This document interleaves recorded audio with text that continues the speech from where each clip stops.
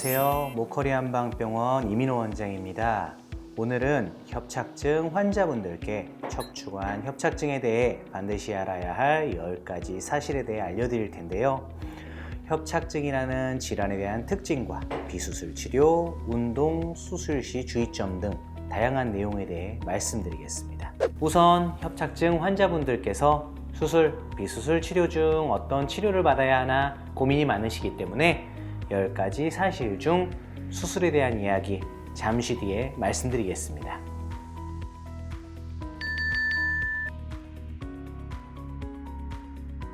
척추관 협착증에 대해 반드시 알아야 할 첫 번째 사실, 척추관 협착증에 있어 수술이 꼭 필요한 경우는 하지의 심각한 힘 빠짐과 마비, 대소변 장애가 생겼을 경우밖에 없습니다. 이 경우를 제외하고 의학적으로 수술이 꼭 필요하지는 않습니다. 이 같은 증상이 나타났을 때는 수술을 빨리 해주는 게 좋은데 사실 이렇게 특수한 경우는 협착증에 있어서는 극히 드뭅니다. 위와 같이 협착증 수술을 꼭 해야 하는 경우는 매우 제한되어 있는데 왜 많은 환자분들이 수술을 받고 있고 혹은 고민하는 걸까요? 바로 통증 때문입니다. 허리와 골반이 아프다고 하실 수도 있고 허리는 하나도 안 아픈데 다리가 저리고 터질 듯이 아프다 하시는 하지부 증상도 모두 통증에 해당되는데 협착증으로 통증이 심해 걷지도 못하고 새벽에 잘 때 쥐가 나서 잠을 깰 정도의 불편감 많이 호소들 하십니다. 그러나 협착증이라는 질환 자체가 매우 오랜 시간에 걸쳐서 아주 서서히 진행되는 질환이니만큼 통증 또한 이미 만성화되어 그 상태에 적응하신 분들이 많습니다.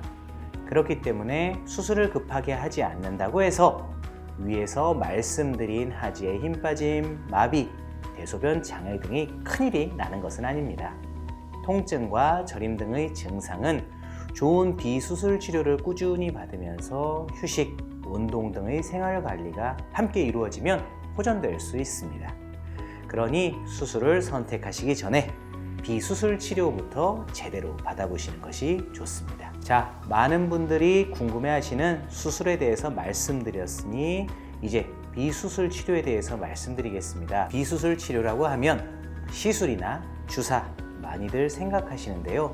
가장 많이 받으시는 시술이나 주사가 바로 스테로이드 주사입니다. 신경주사, 염증 가라앉히는 주사라고도 하는데 척추관 협착증에 대해 반드시 알아야 할 두 번째 사실, 협착증은 일반적으로 허리 디스크에 비해 스테로이드 주사나 시술의 효과가 많이 떨어집니다. 허리 디스크는 신경근에 발생한 염증이 주 원인으로 염증성 통증의 성격이 강합니다. 스테로이드는 염증을 강제로 제거하는 기전을 갖고 있어서 염증성 통증을 일으키는 디스크에는 빠른 호전 효과를 기대할 수 있습니다.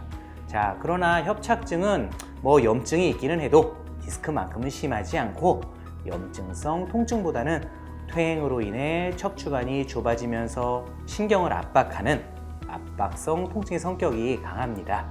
또한 디스크에 비해 퇴행이 훨씬 심하고 또 여러 마디에 걸쳐 퇴행된 상태이기 때문에 일반적으로 디스크에 비해 스테로이드의 효과가 많이 떨어지며 퇴행이 심할수록 당연히 그 효과는 더 떨어지게 되어 있습니다.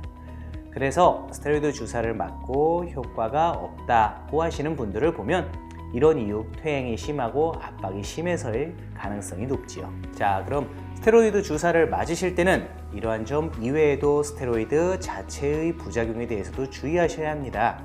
간혹 스테로이드 주사를 반복해서 오랫동안 맞으시는 분들이 계시는데 의학적으로 보았을 때 약 6개월에서 1년 동안 스테로이드 주사를 3회를 초과하여 맞지 않는 것이 좋습니다. 그런데 우리나라 척추질환 환자분들의 경우 주사를 맞고 증상이 좋아지지 않으면 계속 병원을 바꿔가면서 또다시 스테로이드를 맞고 하십니다. 이러한 문제에 대해서는 제가 이전에 올린 영상 우리나라 허리디스크 척추관 협착증 환자의 큰 문제점 한 가지 영상을 참고하시기 바라며 비수술 치료의 종류가 주사나 시술밖에 없는 것은 아니기 때문에 다른 비수술적인 치료, 특히 한방치료도 한번 고민해 보시는 걸 권해드립니다. 척추관 협착증에 대해 반드시 알아야 할 세 번째 사실, 허리 디스크와 비교해서 척추관 협착증은 일반적으로 시간이 갈수록 악화되는 경향을 보입니다. 허리 디스크는 시간이 지나면 자연적으로 좋아지는 경향이 있습니다. 허리 디스크로 인해 발생한 염증은 디스크에 추가적인 손상이 없이 조심한다면 일반적으로 2달 정도 지나면서 염증이 가라앉고 또 통증도 줄어들죠. 그러나 협착증은 시간이 지나도 이미 극심한 퇴행으로 비후된 황색인대가 줄어들지 않으며 한번 좁아진 척추관도 자연적으로 다시 넓어지지 않습니다. 문제는 협착증은 수년 혹은 수십 년에 걸쳐 아주 천천히 진행되어 온 질환으로 통증과 그 증상이 서서히 악화되기 때문에 심각해지기 전까지 병을 잘 인지하지 못하는 경우가 많습니다. 결국 아파서 걷지 못하는 상태가 돼서야 병원을 찾게 되죠. 이렇게 병을 방치하게 되면 중증, 말기 협착증으로 진행되고 이어서 증상은 계속 악화되게 됩니다. 많은 분들이 이렇게 협착증을 방치하시다가 병원을 찾게 되시는데 당연히 증상이 심해져 방문하시면 호전 가능성이 낮아집니다. 증상이 별로 심하지 않을 때 병원을 찾아야 하는 이유가 여기 있습니다. 척추관 협착증에 대해 반드시 알아야 할 네 번째 사실, 협착증 치료는 초기에 받아야 치료의 결과도 훨씬 좋습니다. 협착증은 초기에 치료를 받으면 거의 완치의 상태까지 도달할 수 있습니다. 그러나 많은 분들이 한 걸음도 걷지 못할 때 병원에 오시는 게 문제죠. 협착증 초기에는 일반적으로 아팠다 안 아팠다 하는 경우가 많고 많이들 알고 계시는 걸을 때 다리가 너무 저려 하는 증상이 아닌 오후가 되면 종아리가 조금 뻐근하고 먹먹하다, 굳어진다 이런 정도의 증상을 호소하십니다. 그러다 보니 허리가 별로 안 아파요. 다리 쪽이 조금 안 좋아서 순환이 좀 안 되는 건가? 어떤 분들은 이거 하지정맥류 증상 아니야? 하시는 분들도 계십니다. 하지만 증상이 나타난 지 얼마 안 되는 빠른 시기에 치료를 시작한다면 통증 없이 오래 걸을 수도 있고 통증이 거의 없는 단계까지 회복될 가능성도 있습니다. 그러나 한 발자국도 떼기 힘들 정도의 말기 협착증으로 진행이 되었을 때 그때 치료를 시작한다면 치료 자체는 잘 된다 하더라도 치료의 결과는 초기 협착증에 비해 다소 떨어질 수밖에 없습니다. 즉, 척추관 협착증 치료는 증상이 심하지 않은 초기에 시작하시는 것이 좋습니다. 또한 척추관 협착증은 장기간에 걸쳐 증상이 악화되는데 중간에 협착증 증상이 확 하고 안 좋아지는 경우가 있습니다. 그 이유 바로 5번째 사실인데요. 척추관 협착증에 대해 반드시 알아야 할 5번째 사실, 무리한 운동으로 증상이 급격히 악화되는 경우가 많습니다. 제가 실제로 진료를 하다 보면 증상이 서서히 안 좋아지다가 어느 순간 너무 확 빨리 나빠져요, 급속도로 나빠져요 하시는 분들이 많은데 얘기를 듣다 보면 대부분 무리한 운동이 원인입니다. 특히 남자 환자들 이런 분들 많지요. 자, 협착증에 걸렸으니까 내가 운동으로 좀 극복해야겠다 하시면서 등산이나 무리한 근력 운동 등을 하시는 겁니다. 자, 그러나 협착증 환자는 운동을 매우 조심해야 합니다. 특히 아파도 참을만해 하면서 통증을 참으면서 운동을 하는 것은 허리를 망가뜨리는 지름길입니다. 간혹 운동을 해야 좋을 거란 생각에 통증을 참으면서 무리하게 운동을 하시는 분들이 계시는데 통증을 참으면서 운동을 하면 당연히 증상이 더 심해지고요. 통증 없이 걸을 수 있는 거리가 점점 짧아지는 등 증상 악화 속도도 빨라집니다. 협착증 환자는 반드시 통증이 없는 범위 내에서 무리가 가지 않게 운동을 하시는 것이 좋습니다. 그렇다면 어떤 운동이 협착증에 좋은 운동일까요?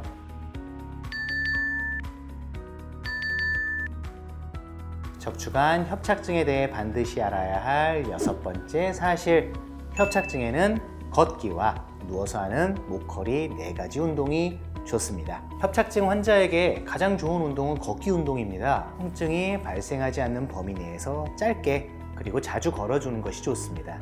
걷기 운동은 허리에 무리를 주지 않으면서도 집 밖에 나가지 않아도 실내에서 충분히 할 수 있기 때문에 협착증 환자에게 가장 추천할 만한 운동입니다. 협착증 걷기 운동을 하는 법은 저희가 만든 영상을 참고하시면 됩니다.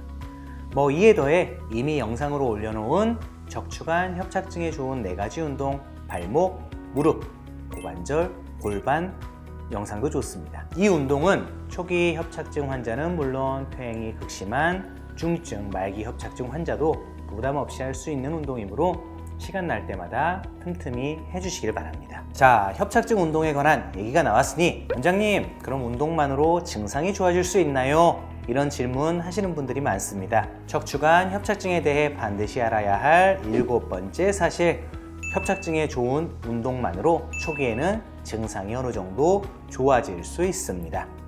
아직 말기 협착증에 비해 퇴행이 덜하고 증상도 그리 심하지 않은 협착증 초기에는 좋은 운동과 생활관리만 신경 쓰면 어느 정도 증상이 호전되는 데 도움이 될 수 있습니다. 그러나 이미 증상이 심해져 버린 중증 말기 협착증은 한 걸음만 걸어도 아프기 때문에 운동을 하는 것 자체가 불가능해집니다.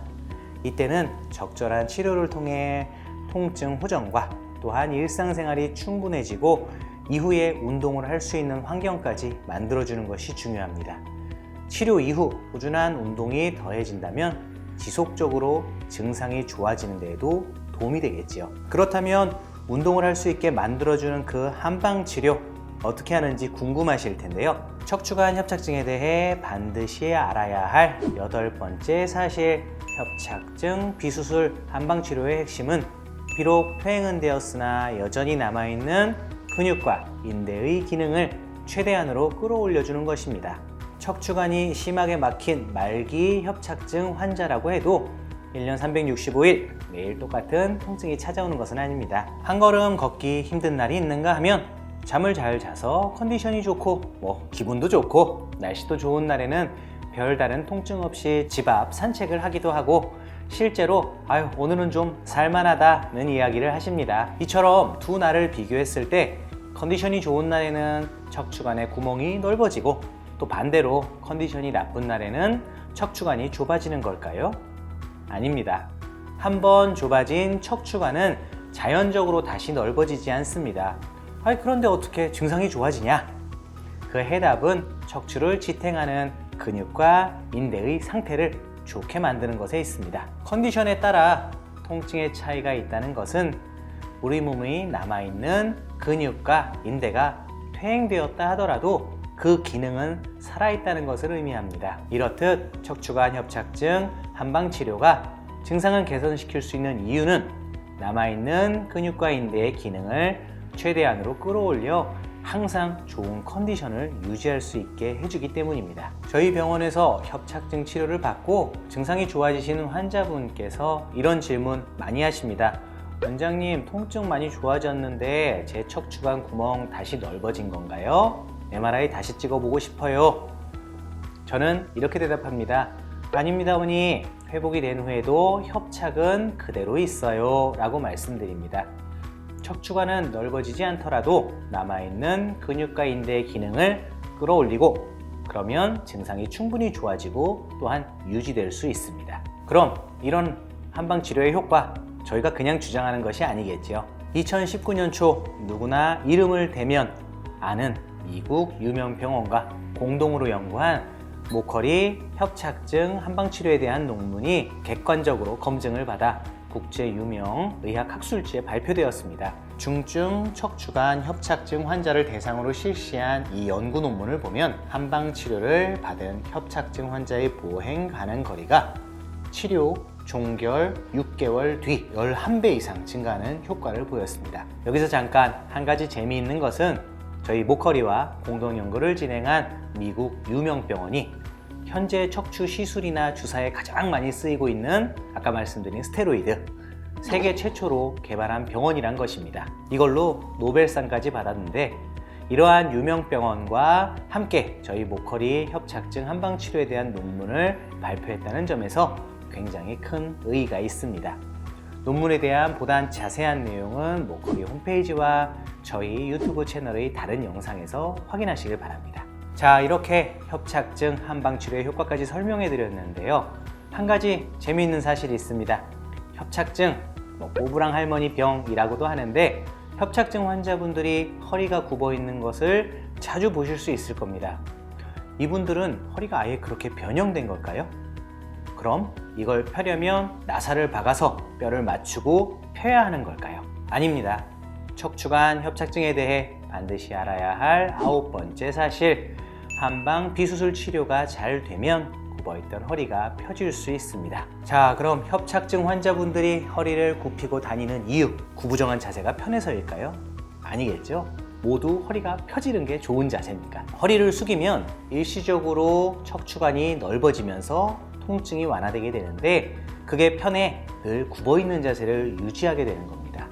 그렇기 때문에 한방 비수술 치료를 통해 굳고 긴장되어 있는 근육과 인대를 풀어주고 기능을 최대치로 끌어올리게 되면 자연스럽게 통증이 완화되므로 그 굽어있던 허리도 펴질 수 있습니다. 이제 마지막으로 협착증 수술에 대해 당부의 말씀드리고 긴 영상 마치도록 하겠습니다.